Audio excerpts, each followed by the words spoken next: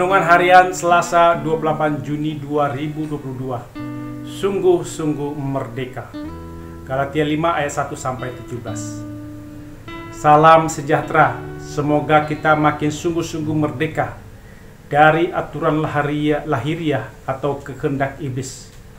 Karena Kristus telah memerdekakan kita dan kita berdiri teguh dalam iman kepada Yesus. Tidak mau diperbudak oleh aturan lahiriah atau kehendak iblis. Seperti ungkapan dalam Galatia 5 ayat 1. Supaya kita sungguh-sungguh merdeka. Kristus telah memerdekakan kita.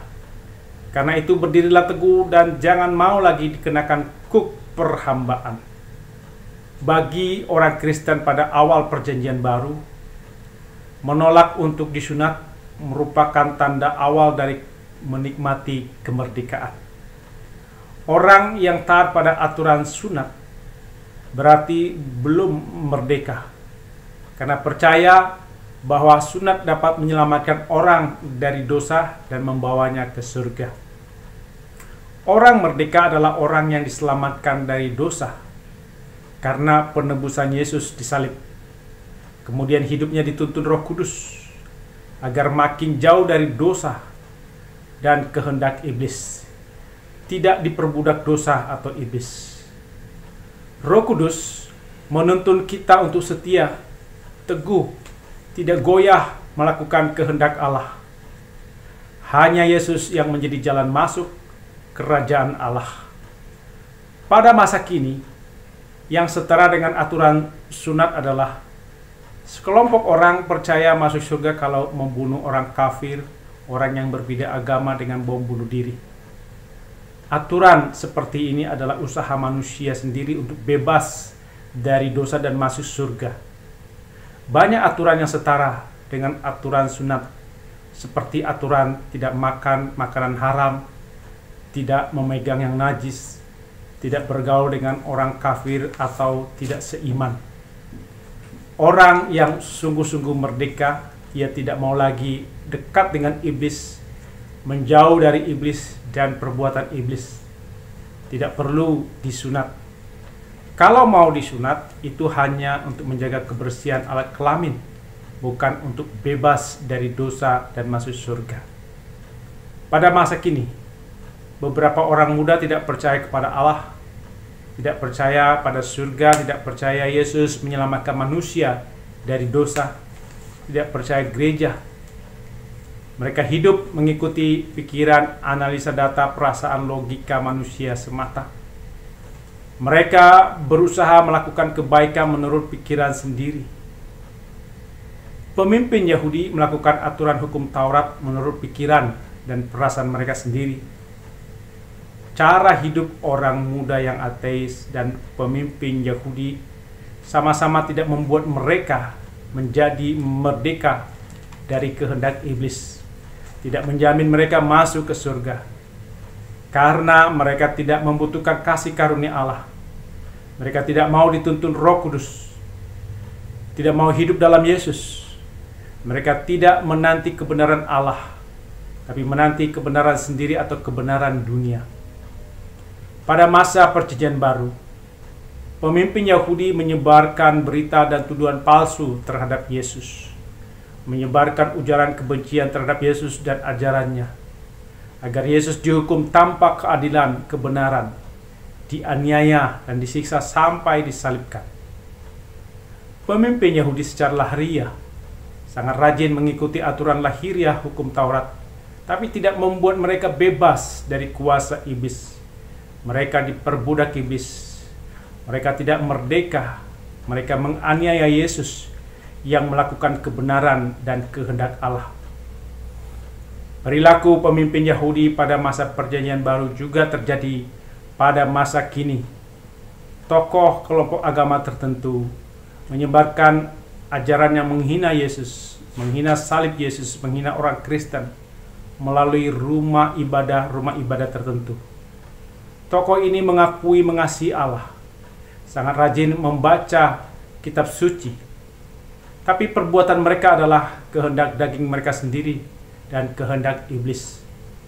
Kalau ada orang yang mengucapkan kata merdeka di dalam suatu pidato, sebaiknya tujuannya adalah agar bangsa Indonesia merdeka dari kebencian terhadap agama, suku, ras, golongan yang lain, merdeka dari intoleran, merdeka dari radikalisme, merdeka dari rasisme, merdeka dari terorisme. Kalau merdeka dari semua itu, maka bangsa Indonesia akan berbahagia. Karena tidak ada orang yang menghina, mengkafirkan agama, suku, ras, golongan yang lain. Masyarakat Indonesia berbahagia karena orang berbeda agama, suku, ras, golongan saling menghargai, saling menopang, saling membela kemanusiaan yang adil dan beradab. Bangsa Indonesia berbahagia karena damai, kuat, maju, dan bersatu dalam mengatasi masalah ekonomi, pendidikan, budaya, sosial, hukum, dan lain-lain. Hidup sungguh-sungguh merdeka adalah kesempatan yang diberikan Tuhan Yesus kepada kita, agar kita mempergunakannya untuk melayani orang lain berdasarkan kasih kita kepada Tuhan, dan kita nyatakan dengan mengasihi sesama. Orang yang sungguh-sungguh merdeka, maka yang penting baginya adalah hidup dalam kasih pada Yesus, melayani sesama, mengikuti kehendak Tuhan. Mengasihi dan melayani sesama berarti tembok pemisah suku, agama, ras, golongan dihancurkan. Maka orang saling melayani, mengasihi dalam kasih pada Yesus. Orang sungguh-sungguh merdeka mendapat perubahan hati pikiran dalam Roh Kudus, sehingga tidak hanya mengasihi melayani diri sendiri, tapi wajib mengasihi sesama, melayani sesama. Hidup yang mementingkan diri sendiri adalah hidup yang merusak diri sendiri, merusak jiwa. Orang sungguh-sungguh merdeka, hidupnya dipimpin Roh Kudus, hidup dalam kasih, sukacita, damai sejahtera, sabar, murah hati, kebaikan, kesetiaan, kelemah lembutan, penguasaan diri. Hidup sungguh-sungguh merdeka berarti menyalipkan kedagingan, membuang kecanduan main game, kecanduan menonton sinetron, kecanduan media sosial, membuang kecanduan narkoba, mabuk, judi. Orang yang belum menyalipkan kedagingan berarti belum sungguh-sungguh merdeka. Orang sungguh-sungguh merdeka merasakan kasih Allah, kenikmatan surga mendiami hati. Roh Kudus masuk dalam hati yang resah, nafsu dosa dijauhkan. Kita diberi kemerdekaan dalam Yesus, seperti ungkapan dalam Kidung Jemaat 58 ayat 2. Ya, hembuskan roh kasih-Mu dalam hati yang resah. Beri sejahtera janji-Mu agar kami warisnya. Yesus Alfa dan Omega, nafsu dosa jauhkanlah. Diri kami beri merdeka dalam Dikau selamanya. Amin. Mari kita berdoa. Ya Tuhan, kiranya kami makin sungguh-sungguh merdeka karena Kristus telah memerdekakan kami. Kiranya kami berdiri teguh dalam iman kepada Yesus, tidak mau diperbudak oleh aturan lahiriah atau kehendak iblis.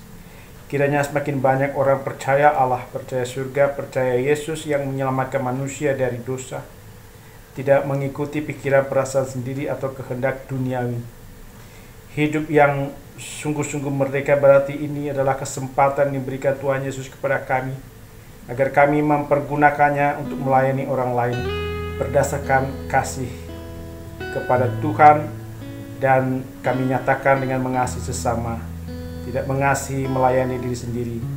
Mampukan kami menyalipkan kedagingan kami dan merasakan kasih Allah, kenikmatan surga mendiami hati kami. Dalam Yesus kami berdoa. Amin.